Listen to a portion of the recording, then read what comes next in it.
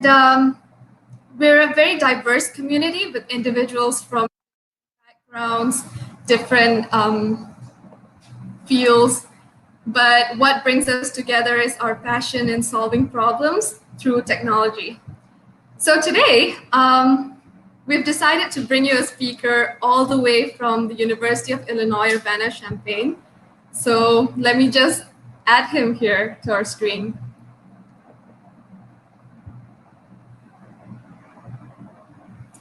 I think that our speaker is having some technical issues.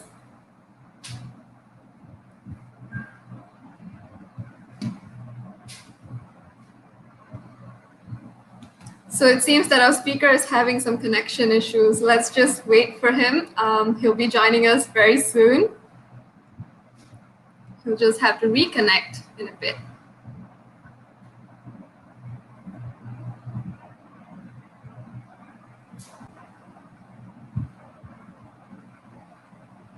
So while waiting for our speaker, we could probably start up with introducing him. So our speaker is going to be Ananthan Nambiar.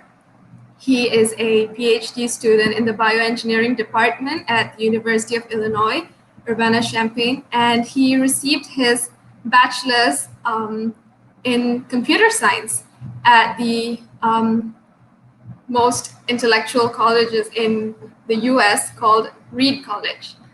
So Ananthan is back here, so let me just add him to the stream right now. So hi, Ananthan. Hi. How are you? I am doing well. So I guess you were having some trouble with your connection earlier. Is it fine right now? Are you okay? Yep. Can you hear us well? Yes. Okay, that's awesome. So I was just introducing you to our attendees. So would you like to share with us about the topic today? What inspired you to start working on this topic? So as many of you know, we're going to talk about linking the language of life, transformer neural networks for protein prediction tasks. So Ananthan, why don't you share with us the inspiration behind this? Yeah, so I was talking to someone who wanted to be a Start working on this topic. linguistics major, but ended up being a mathematical biologist. And it just occurred to me that this might be something that could be all merged into one topic. And so I started working on using tools from natural language processing for biology about a year ago. Or sorry, 2 years ago. And that ended up being part of my undergraduate thesis at Reed College. And I've continued working on that here at the University of Illinois. That's awesome. And you mentioned that your main academic interests are in machine learning, complex networks, and scientific computing. So aside from this project, are there any other projects that you're working with? Because you mentioned a few projects to us earlier. Yeah, so the main project that I am being paid to work on is using machine learning for cancer drug response prediction. Our focus there is mainly interpretable models for cancer drug response prediction, because when you're trying to predict something in a medical context, it's often not useful to have black box predictions because physicians tend to trust those less. So we're working on predictions that will also show the biology behind it, which will hopefully give physicians more confidence in the methods that we develop. The other projects that I'm working on include an IARPA funded project that is essentially trying to model the ecosystem of technology and using that to predict the economy. And then there's this project which I'm presenting right now, which I've been working on for the longest time. I see. So this is interesting. So we've got a few people who've joined the stream right now. So to all of you out there, hit the live chat and say hi to us. Let us know where you're from. And right now I'll hand it over to Ananthan. I'll sign off. So Ananthan, if you could share your screen with us, that'd be great.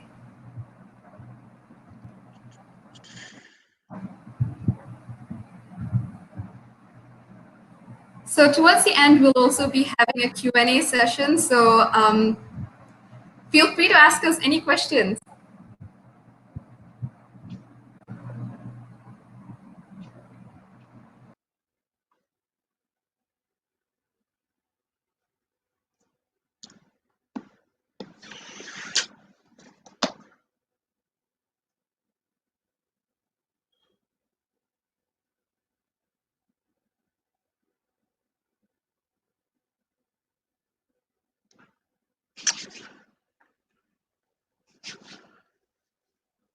Right. So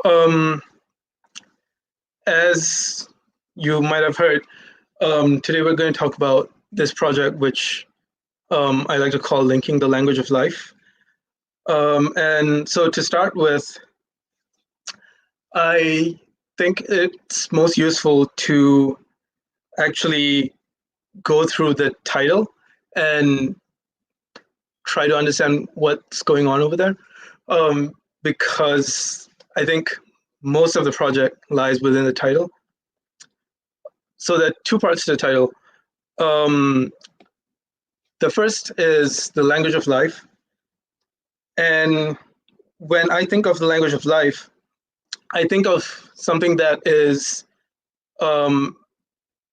used by cells not only to communicate between cells, but also as a medium of communication within different parts of the cell. And that is usually proteins. And over here, I have 3D models of two different proteins. I don't remember exactly which proteins these are, but they're real proteins that I grabbed off the internet. But proteins don't just work as individual molecules. For proteins to function properly, there's usually interactions with other proteins, and these interactions are what form a lot of the biological processes that we know about. And that's where linking comes in. By linking, what we mean is we want to see how these proteins, or whether or not these proteins actually interact with each other. And so here you see an interaction where the two proteins have complementary shapes. That is a bit of an oversimplification because there are also chemical needs that need to be met, biophysical properties and all that good stuff. But essentially, you have two proteins docking with each other here, and this is an example of an interaction, hence linking the language of life. So when I say the language of life and I refer to proteins, the reason why it's actually useful to think of proteins as a language is because proteins are made of amino acids. There are about 20 different amino acids, which means that you can map every amino acid to an English alphabet. And proteins have different levels of structures. The first being the primary structure, which is just a linear chain of amino acids. And what you see here is the start of an actual protein. And if you squint at it hard enough, you can almost imagine that this is an English sentence, although it's not a sentence that really makes sense. The reason why this is useful is because people have spent millions of dollars of research into actually building technology that can be used to obtain information from the English language. And thanks to the amount of research that's been spent for natural language processing, we have a lot of tools that we hope we can apply to biological contexts as well. And so the idea is that you can take a sequence of amino acids and convert it into a high dimensional, sorry about that. So you can take a sequence of amino acids which make up a protein and convert it into a high dimensional vector, and then you can do all sorts of stuff with that. And the reason why that is important is because people have developed tools in natural language processing so that these vectors contain semantic information. So for example, you have 3 different vectors here. The first one is a vector representation for the sentence, "the cat is brown." And the second is a vector representation for the sentence, "the pup is black." And the third one is, "my name is Bob." So the way these vectors work, at least in linear space, which is what I'm representing here, is that sentences that have more similar meanings are usually closer together than sentences that have different meanings. So "the cat is brown" is more similar to "the pup is black" than "my name is Bob." And it's important to remember that this is in linear space. In nonlinear space, things can be different. And by that, I mean that the axes can be scaled differently. But just for visual purposes, I'm just showing a linear space here. Okay, so once you have those vectors, then things are really straightforward, where you can plug those vectors into some sort of classifier and get the output of yes or no, the 2 proteins are interacting with each other. In this case, we want it to output a 1, which indicates that yes, they do interact with each other. Right, so one issue with just using an off-the-shelf natural language processing method is that unlike in English, you don't really have a well-defined meaning of what a word is. And that's because unlike English, you don't have spaces in amino acids, right? You just have a bunch of amino acids, one after another. Luckily, thanks to efforts to identify subwords, meaning parts of words that have meaning themselves, and also languages where spaces aren't used, there's this method called group of methods called tokenization, which essentially takes a sequence and does some statistical analysis and spits out some words. In particular, the one that we use is the simplest method out there, which is byte pair encoding. And what that does is it looks for pairs of tokens. So you start with every amino acid being a token, and then you look at pairs of tokens that occur a lot in the corpus that you're training on. So for example, you see a lot of VL going on in the data set that you have. So what you decide to do is you decide to clump V and L together and say that VL is a new token. So now you'd have M being a token, K being a token, A being a token, A being another token, and then VL together being one token. And you iteratively repeat that, and what you end up with is a bunch of words. And this is an actual tokenized amino acid. And once you have them tokenized, you can just label each of them as a word, and then we can move forward from there. So the way we actually get our vectors is through this class of neural networks called transformer neural networks. Transformer neural networks appeared relatively recently. I think maybe about 2 years ago, if I'm not mistaken. And the great thing about transformer neural networks is that it takes into context all the words that surround a particular word when it's making its predictions. And it might be easier to get into that with the example, but our model was inspired by a model that was developed by Google called BERT, and ours is called ProBERTA. Okay, so the way ProBERTA is pre-trained is that you input a tokenized sequence here. This is the same sequence that we tokenized in the previous slide. And then you randomly select a small subset of these tokens and you mask them, meaning you hide them from the neural network with a mask token, as is shown here. And then what you do is you train a transformer encoder with a classification layer to predict what that hidden token is.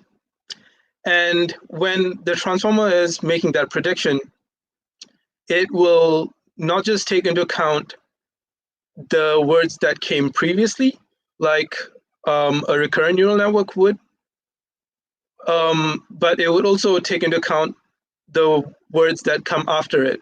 And also, unlike a recurrent neural network or an LSTM network, where the memory of the network is somewhat limited, with transformer neural networks, you end up looking at the context throughout the entire sentence.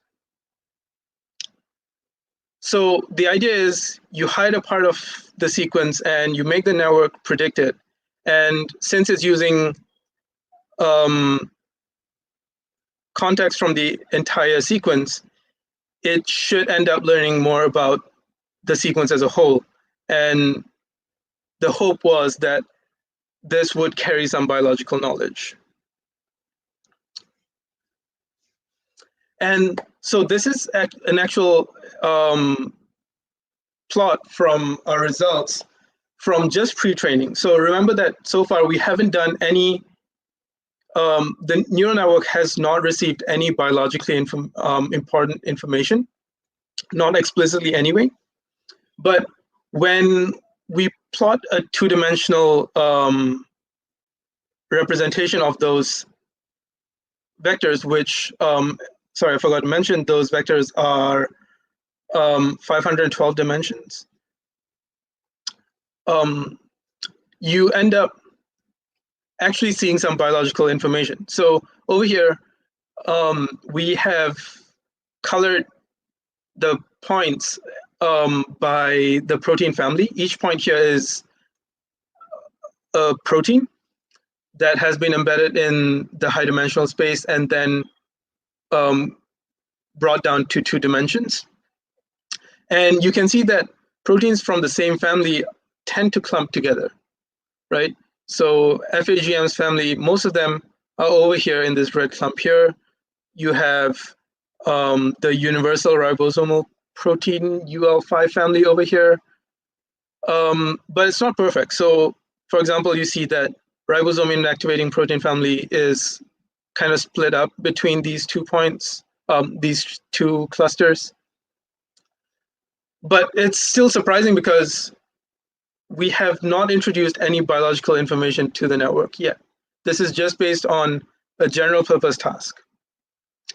So we decided to take these embeddings and fine-tune them so that the network specifically tries to predict protein families. So we take the first part from the previous pre-trained neural network and connect this start token here to a classification layer which can then predict either protein interaction or family. For now, we're looking at family. And the network can actually backpropagate throughout the entire network at this point. So we are actually changing the representation for the protein while we're training the network to predict the family. And in this way, we found that our accuracy of prediction was significantly higher than a simple convolutional neural network, and is about the same, slightly lower than the current state-of-the-art protein family prediction method. And then we went back and looked at the embeddings and see how those had changed after the fine-tuning step. And it's pretty clear here that the fine-tuning actually pushed the embeddings so that proteins in the same family are even closer to each other than it previously was. So, for example, going back to the FGAMs, FGAMS family, you see here that there was some proteins from other families that were sort of in the cluster here, but over here they got even better separated. We still see some mixture here with the ribosome inactivating protein family, but that's just unavoidable. Also, this is, remember, two-dimensional representation of a really high-dimensional space, so it's inevitable that some things would end up overlapping with each other. But still, we see that the embeddings actually do get fine-tuned as we want them to be, both based on accuracy and the visual representation of the embeddings themselves. And then we go back to our original goal, which was fine-tuning or predicting protein-protein interactions, right? And we use the same method that we talked about in the previous slide, where, sorry about that, where you have the encoder from the pre-training step, but now instead of predicting protein family, you predict protein interactions. And the way it's done is we concatenate the two protein sequences with some sort of separated token in between them so that the network knows that it's two separate sentences. But going back to the results, this was really surprising because our method of using transformer neural networks actually performed significantly better than the state of the art, which was Piper. So we got an accuracy of 96% in predicting protein-protein interactions. And Piper, which was presented at ISMB 2019, which is one of the premier computational biology conferences, our reproduction of that got 0.81 on a database of human protein-protein interactions with around 500,000 interactions as data points, if I'm not mistaken. Yeah. We also tried it with a more linear embedding method called ProtVec, which was published, I think, 4 years ago or 3 years ago, and that got about the same as Piper. And then we tried a different approach where we took DeepFam, which was trained on predicting protein families, and then used one of the hidden layers from that as an embedding for proteins that we then use for protein-protein interaction prediction. So it's also not another version of transfer learning, but unlike ProBERTA, which is using a general task as the pre-training step, with DeepFam plus 2 hidden layers here, the pre-training step is actually a biologically motivated step. And here, so here we have the ROC curve for that. And again, we see that the 3 other methods have similar area under the curve for the ROC curve, and ProBERTA just has a much higher one. ProBERTA has a 0.992 area under the curve, while the others have something around 0.87, which is surprising again, because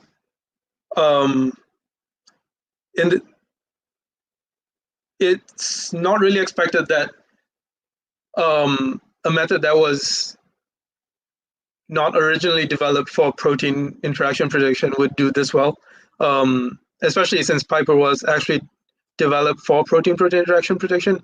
And Piper also has biological information as input, because Piper takes in not just the sequence of amino acids, but also the biochemical properties of those amino acids as input.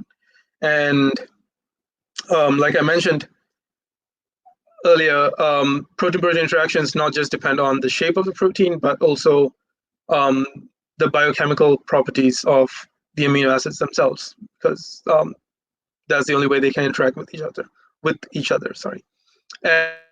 And ProBERTA doesn't take any of that information into account, yet still gets an accuracy that is significantly higher than methods that do.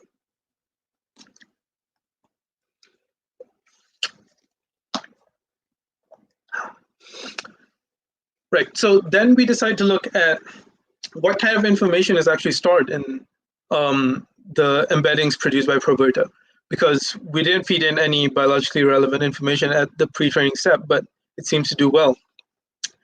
And so what we have here on this side is we took the embeddings from the pre-trained ProBERTA model, and we used a simple k-means clustering algorithm on them, where the number of clusters roughly matched the number of protein families, which is around 4,000 protein families. And then we chose the top, randomly selected 5 different clusters from the top 50 clusters and visualized what protein families those correspond to. And as you can see, it's not surprising again, because we kind of saw the same information on the 2-dimensional representation. But there is a strong correspondence between the clusters and the biologically relevant protein families. And then what we decided to do was we decided to plot the normalized mutual information, or NMI, for these embeddings. And what NMI does is it evaluates how similar 2 groups of classification are, whether they share mutual information with each other. Excuse me. And so a classification that would have perfect mutual information would be if everything in this cluster matched perfectly with one family, and that was the same for all the clusters. That would give you an NMI of 1, and an NMI of 0 would be, actually I'm not sure exactly what an NMI of 0 would be. I'd have to go back and look at it. Anyway, so since we wanted to compare it to a random null model, we randomly assigned protein families to, we randomly assigned clusters to all the proteins, and then calculated the NMI with protein families, and that gave gave us an NMI of around 0.76, but the pre-trained one gave us a clearly statistically significant result with an NMI of close to 0.82. And then we trained it on the protein family fine-tuning, as we talked about earlier, and that gave an NMI of 0.83, which we expect because we were actually training them to predict protein family. So you expect more information about protein family to be stored. But what we see is that when you gain information that is specific to one task, you lose some generality. And that we see here with the version of the embedding that was fine-tuned for protein-protein interactions. So the idea is that when you pre-train the model, you store information that is biologically relevant but general to many different biological tasks. But then when you fine-tune it, you get better at one particular biological task, but that is at the expense of generality. And by that I mean, so for example, here, we took the pre-trained version and then we fine-tuned that for protein-protein interactions, and that made the model better at predicting protein-protein interactions. But then we have a decrease from 0.82 to closer to 0.81 on mutual information for protein family classification.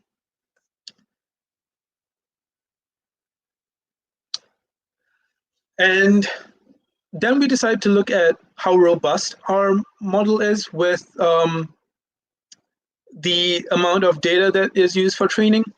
And so we varied the amount of training data used for each of the fine-tuning steps, protein family prediction and protein-protein interaction prediction. And we saw that it's fairly robust, especially with protein-protein interaction prediction.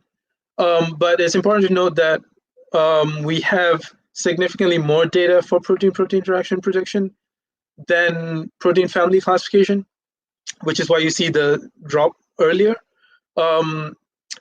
What isn't pictured here is that when we go down up to around 7,000 interactions, for example, with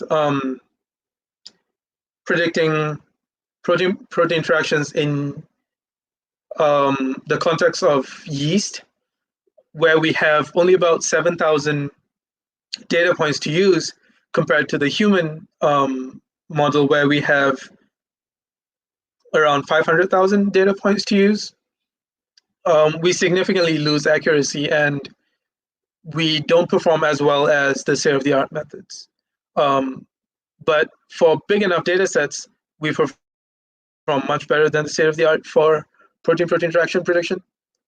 And it's quite robust up to a certain point. So yeah, up to 20% of 500,000, we do really well without any significant drop in accuracy. Similar story for protein family prediction, but we see a drop earlier because there are fewer examples of protein family classification to train on. Yeah, so future directions would be to solve the problem that I just mentioned a couple minutes ago with issues when data goes to amounts that are actually significantly lower than what we have developed Proberta for. So anything below 10,000 data points, Proberta doesn't really do very well with. But further modifications to the architecture could achieve that. Also, Proberta can be used, as we saw, for two different tasks that are biologically very different tasks, predicting protein family and protein interaction. So we think that it could also be applied to other biologically relevant tasks, like predicting protein binding affinity or predicting protein interaction types. So what we were doing was predicting binary interactions, whether or not two proteins interact with each other. We could take that one step further and actually predict the types of interactions between two proteins. We can also identify, we can also potentially identify proteins associated with a particular disease. So for example, you take a genetic disease like, say, sickle cell anemia, and you can identify the proteins that are, well, we experimentally know that certain proteins are associated with the disease, but with Proberta, what you can do is you can take those proteins and through some sort of unsupervised learning method, you can actually try to detect other proteins that are also potentially associated with the disease, and then those proteins can then be experimentally validated instead of the alternative, which would be to test every protein for association with a particular disease. Yeah, we are also working on several other directions right now, especially with this disease angle, but we're still in the early stages for that. But hopefully we'll have something on that soon. Yeah, and so I need to acknowledge some funding sources. This project was partially funded by Google Cloud. Some of us also got funding from the National Science Foundation, the NSF, and we also use computing capabilities from the National Center of Supercomputing Applications here at the University of Illinois. And finally, I need to acknowledge my co-authors. So I have two wonderful undergraduate students who work with me, Maeve and Simon. Also, Mark Hopkins, who helped a lot on the natural language processing side. Sergey Maslov, who is my academic advisor here at the University of Illinois, and Anna Ritz, who also supported this project from the beginning, not just this project, but my undergraduate thesis as well. Mark and Anna were my undergraduate thesis supervisors, and they've continued working with me on this project. Yes, and so this project is made up of people from the University of Illinois as well as Reed College. Yes, and that's all I have. I guess we can open up for questions if there are any.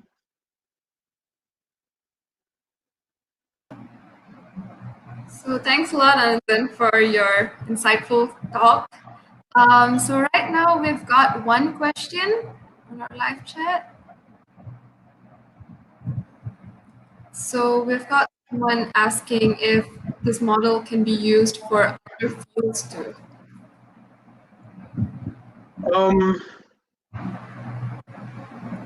It really depends on what exactly the other fields are. Obviously, this is a class of methods that was initially developed for natural language processing. So obviously, it is used in natural language processing. We use it in our case for protein interaction prediction, and there have been similar models that have been used for, I believe, predicting 3D protein structures. And I've also heard about people who have been interested in looking at natural language processing methods for other biological tasks that don't involve proteins. I think some of them involve glycan molecules, but I'm not really sure. Yeah, so yes, I think.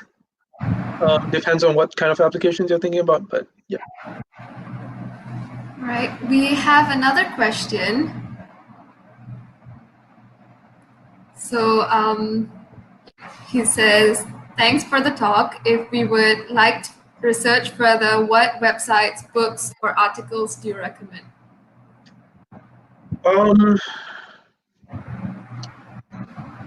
So if you're interested in transformer networks in general, or as it pertains to natural language processing, then I would suggest looking at the original paper that actually introduced transformers. So I think the first one is called "Attention is All You Need." It's a conference paper titled "Attention is All You Need." I don't remember which conference it was published in, but if you just look up "Attention is All You Need," you should get it. In the biological, if you're interested in the biological context,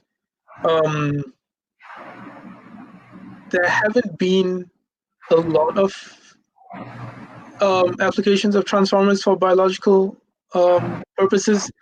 There has been one, and I do not remember what that paper is off the top of my head, but let me see if I can look it up real quick.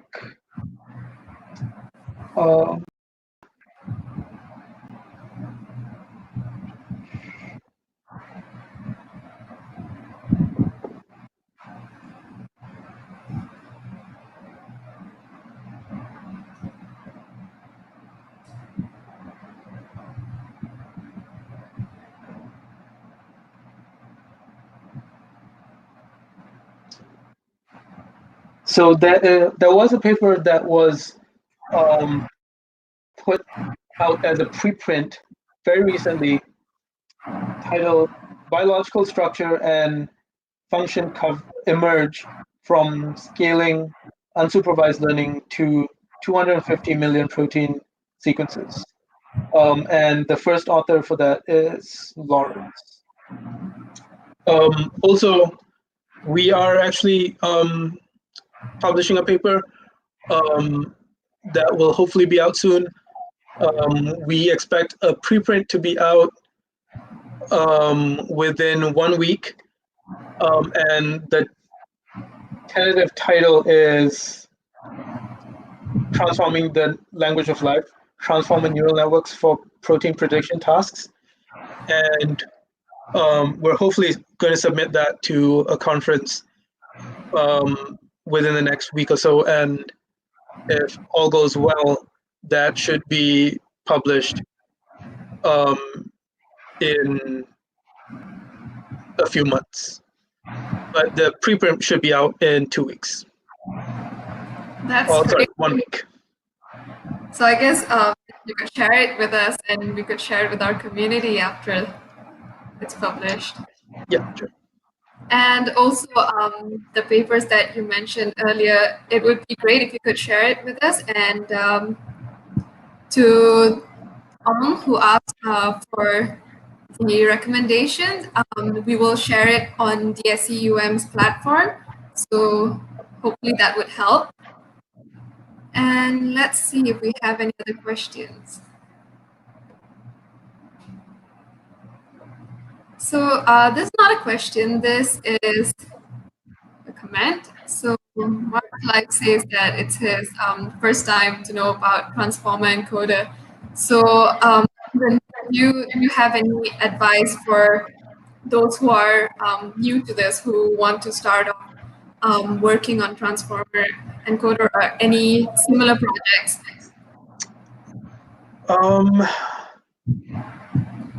The main hurdle with working with transformer neural networks is that they are initially hard to pre-train.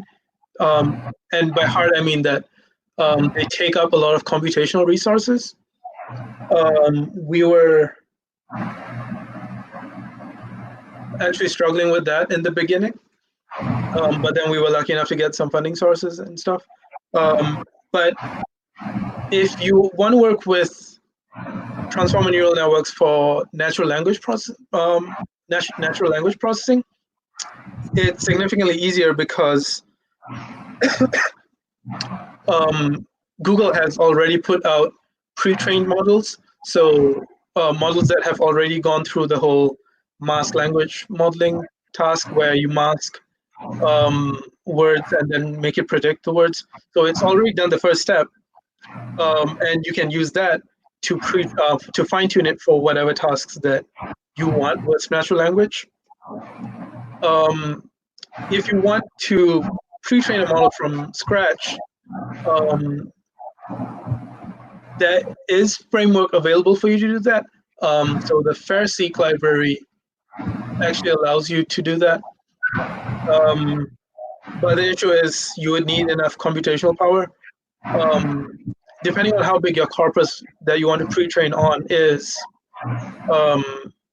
the amount of Google credits that the amount of credits that you get for free when you start a Google Cloud account might be enough, which I think is around $300. But if you want to train on something larger than that, then it might be difficult. Yeah. All right, then. Thank you. Let's see if we have any other questions. Oh, so we have one question here. When are you coming back to Malaysia? A fan out there waiting for you to come back. No idea, honestly. Yeah, you can't really travel much with everything that's going on.